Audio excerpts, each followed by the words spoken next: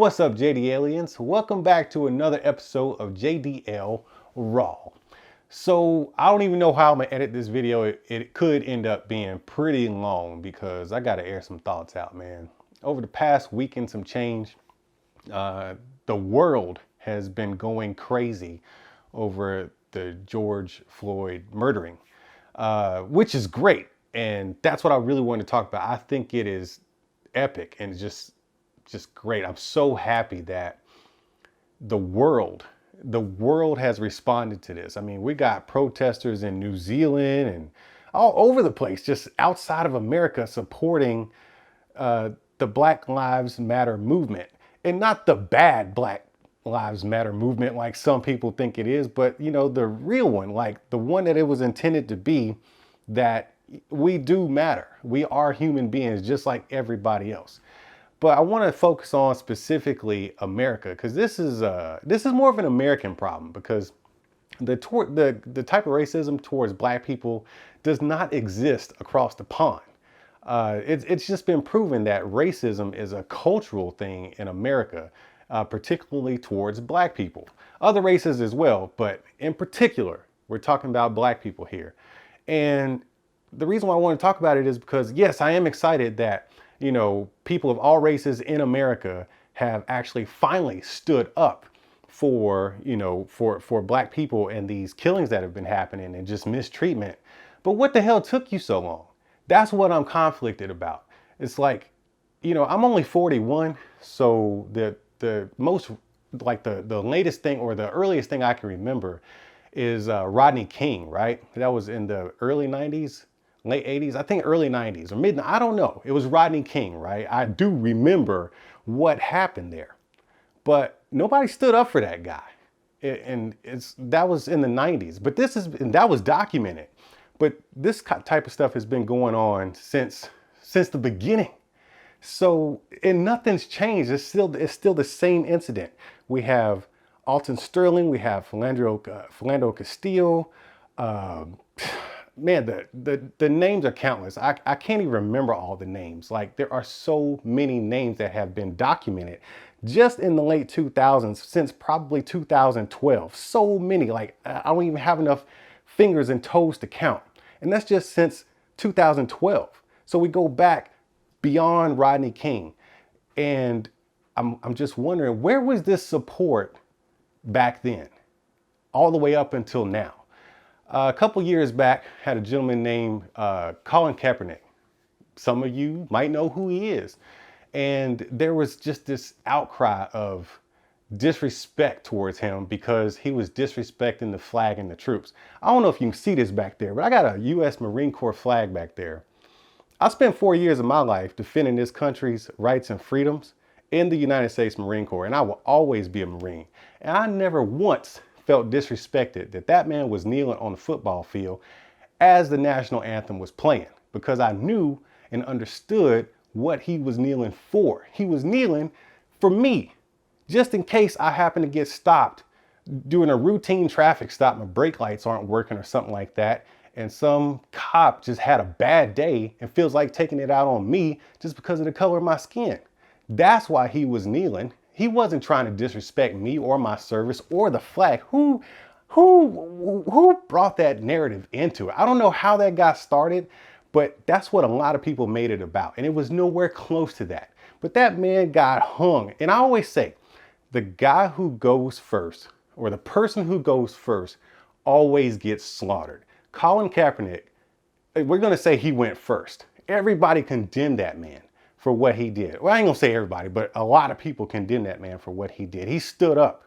But now, a few years later, something's captured on a phone or something, and you see it, and it's blatant murder. It's like, there's no questions asked, man. In a case like this is like a cut deal, man. It's like, it's murder happening on camera in real time. And now you stand up, and I've noticed that a lot of people have publicly recanted their statements about Colin Kaepernick and said they changed their mind. What's the difference? What's the difference now versus then? It's the same stuff. And like I said, I'm really conflicted. I want to embrace it, the unity that we're experiencing now from all different races, and even the people who condemn Colin Kaepernick for what he did. I want to embrace it, and I'm doing my best to embrace it, because it's a beautiful thing to see everybody come together. But I'm just wondering where the hell you've been this whole time, because nothing's different. Everything is still the same as it has been. And it's like, okay, you heard us crying then, and you hear the same cries now. And it's the same type of events that have happened, mistreatment, abuse, murders, all kinds of stuff. Why now? Is it because you're tired of seeing it happening? Or is it because you're tired of seeing or hearing us crying about it? Is it finally getting to the ears where we're not crying wolf? We're not just making this stuff up. It actually does happen. But you saw it on camera multiple times before George Floyd. You saw it on camera multiple times. So it's not like we were making it up. There was never any false narrative. It was all truth. It actually happened. It happened to me as a youth. And God forbid it happens to my 19-year-old son. I live in an area where, you know, it's a well-rounded area. So the chances of that happening to me might be a little slimmer just because of the area I live in and, you know, how we all fit in here. But, you know, unfortunate for some other people, you could be driving through the wrong area, or you just could live in the wrong area and you get pulled over, and chances are you left your wallet at home or your tail lights out or something, and cops just having a bad day.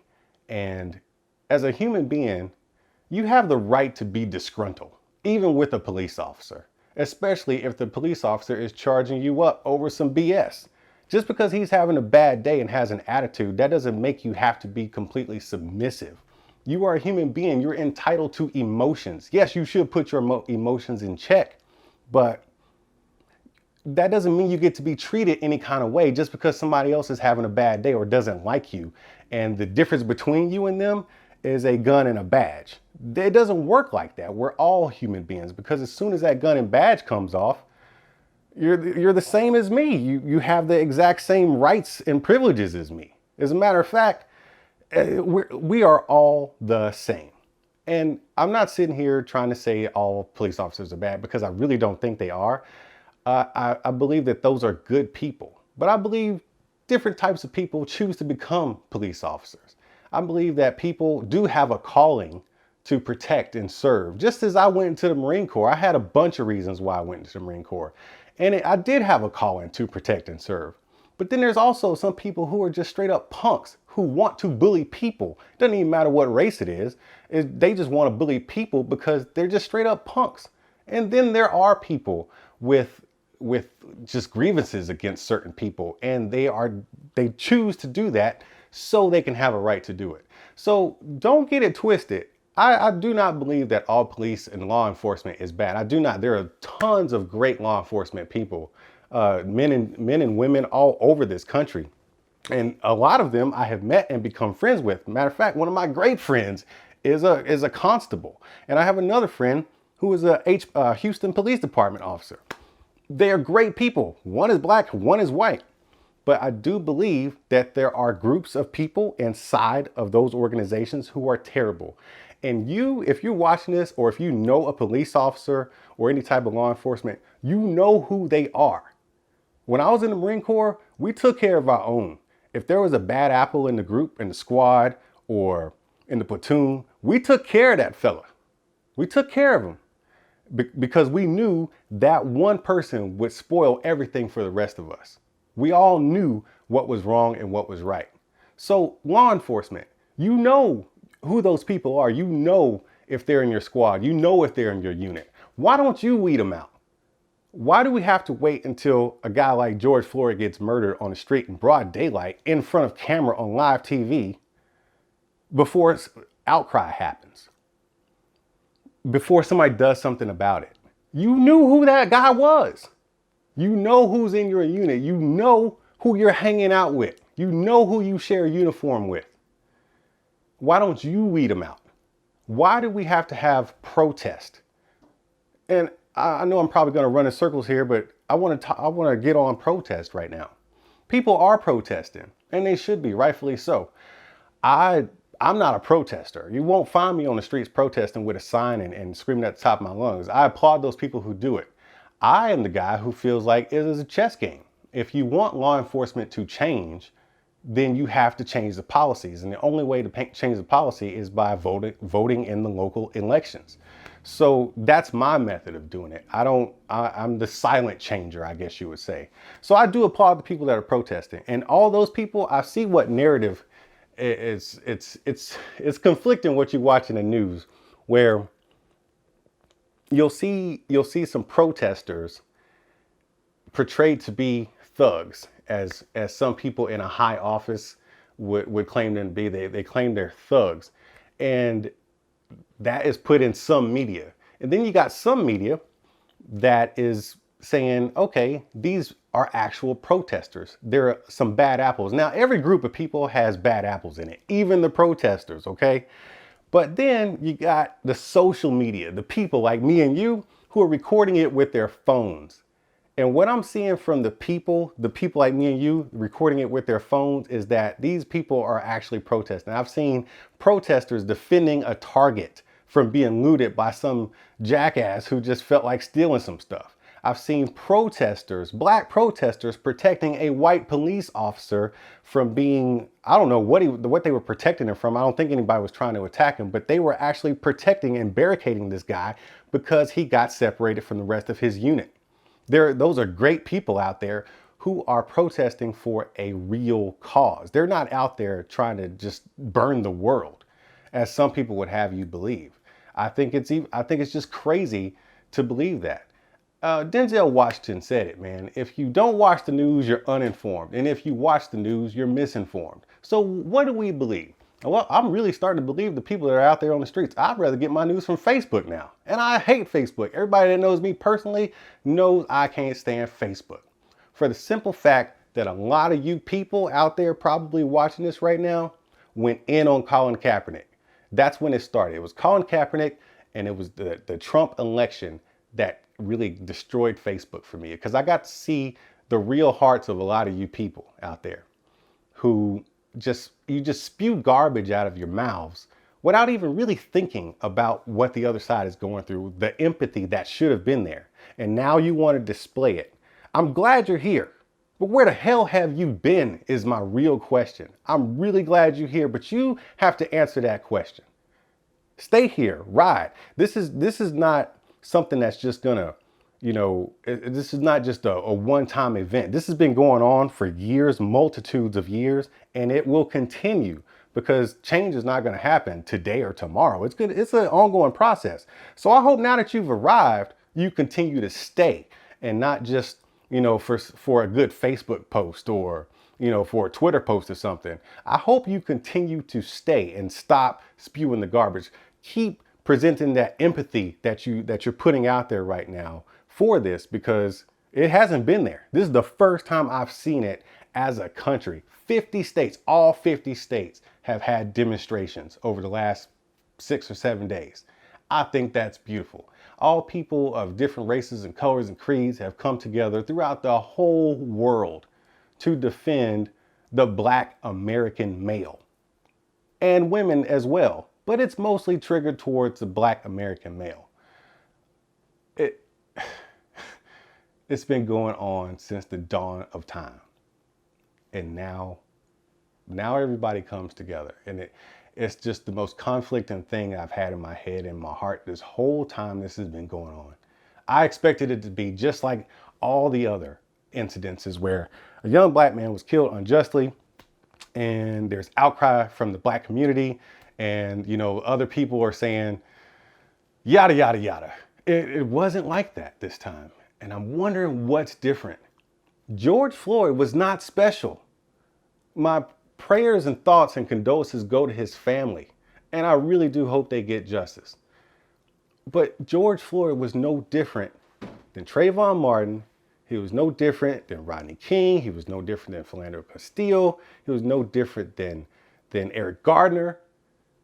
He was a human being doing regular human being stuff. And if they got in trouble with the law from time to time, guess what? That's normal too. Otherwise, we wouldn't have police. People just get in trouble. Now, there are bad people who do bad stuff and they should be punished for it. But isn't that America? We're all here doing stuff and every once in a while somebody gets out of line. Does that mean they gotta die? No, they shouldn't die. They should be punished for whatever they did if they actually did something wrong. But I just want to know, where was that empathy? So I hope that empathy stays. I hope that support stays. And so, you know, we never really before have I seen celebrities come out like I'm seeing now. There are multitudes of celebrities coming out and joining protests on the streets with the rest of us. I love celebrities. Celebrities are cool, man. I love what they do. I love the entertainment they provide. But I ain't never seen you before. I'm calling you out too. Where you been? This whole time, where the hell you been? Seriously. Now, is it because there's a bigger wave now and you feel like it's okay and it won't damage your paycheck? Is that why you're here? Because it's gonna happen again and I'm gonna need you to show up again. So don't do this to us if you're not going to be here on the next one, because it will happen again. Before this gets resolved, there will be another dead black man on the street. I don't want to believe that, but I can't help it. I live in America. This is my house. This is where I live. So I hope that empathy continues from the celebrities as well. But just because I'm going in on everybody else, that doesn't mean I'm leaving black people off the hook, because I was always taught to believe that people treat you how you treat yourself. They're always, matter of fact, they're going to treat you lesser than what you treat yourself. I talk about that with women, you know, with dating and stuff like that. And it also goes for humanity. People will treat you lesser than what you treat yourself. So you got to treat yourself with a high standard. And it starts with the use of the N word. How come all the other bad words have gone away? Like, you can't say cunt. You can't say fag. You can't say a lot of other words, right? Because that community that is directed towards, spick, kike, all these other names you can't say. And I'm only saying them just to provide context for you. I don't speak those, I don't spew those words out of my mouth on a regular basis. But I know what they are and I know you can't say them. Why is it okay for all of us, my skin color, why is it okay to say nigga? Why? That word comes from a place of hate. That word is a derogatory term, and you have the audacity to say it's a term of endearment for my homie? No, it's not. You're giving other people the permission to use it. And then you say, no, you can't use it because you're white or you're Hispanic or whatever. No, it's a word and you're using it, so I get to use it too. That's what people are thinking. And that's what they're thinking. You think of yourself. If you actually look at the word, it does have meaning in the dictionary. And it's not a good meaning. So when I was young, the community I grew up in, when I was in high school, I used to use that word all the time. And at some point, it just faded from my vocabulary in my mid-20s, possibly early 20s. I don't know why. It just faded away. I didn't make a decision to say, all right, I'm never saying it again. You know what happened? I'm pretty sure this is what happened. I grew up. I matured. And I stopped using the word because I realized it was stupid. It's a dumbass word. And you as a black person, male or female, need to stop using it, period. That's where it starts. That's the heart of it.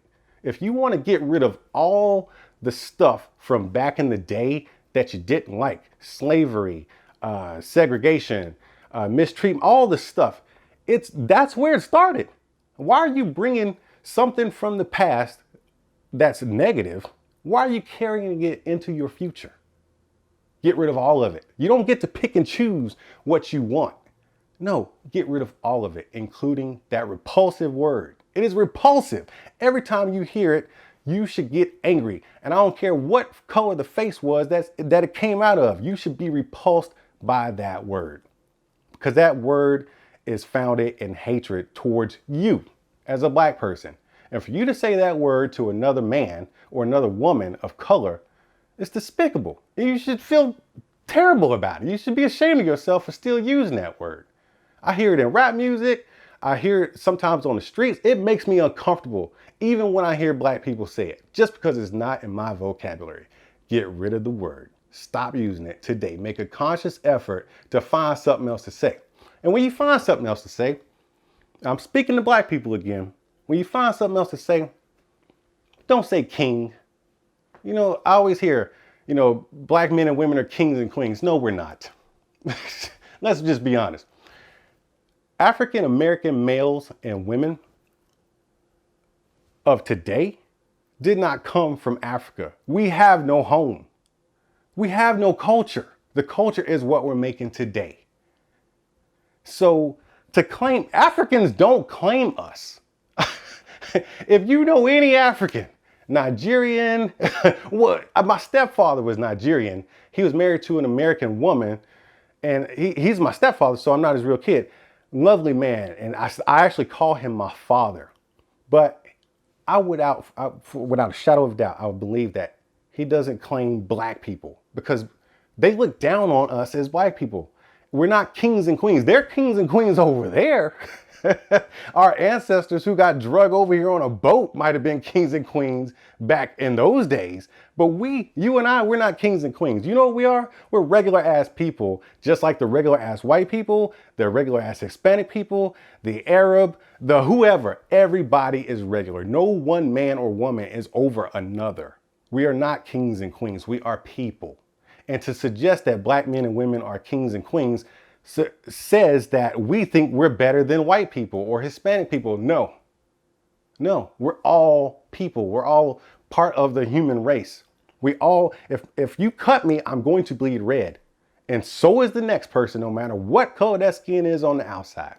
So what makes me a king again? I'm not sure. I'm king of my house. That's only because there's only 2 other people here and I'm bigger than they are. That's the only reason. That's it. So when you choose another word to say aside from the N word, make sure it's not king. Say brother. How about that? Brother, sister, or anything other than those 2 words. Just cut it out. Cut out the freaking shenanigans. Stop walking around posing and acting like you're about something. Well, you know in your heart you ain't about nothing because you're helping the problem by using that word.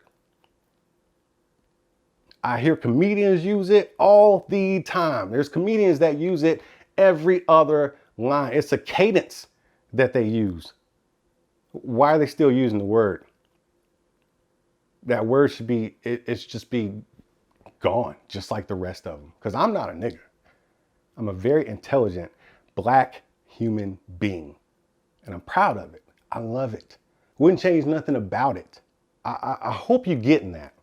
Because somewhere early in time, I have to say it was white people because it was. They instilled a very, man, it's a seed that just will not die. It just keeps growing. They instilled a seed in the black person's soul that makes them hate themselves. And I'm not sure why. I don't hate myself. But I see my community using that word, treating each other the way they treat each other. One person comes up, the others try to drag them down. They don't support.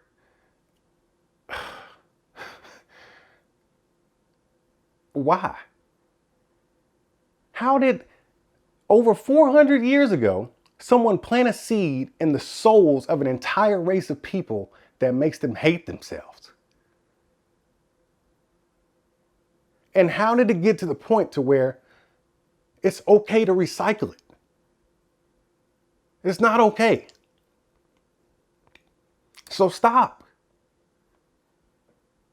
It's not okay.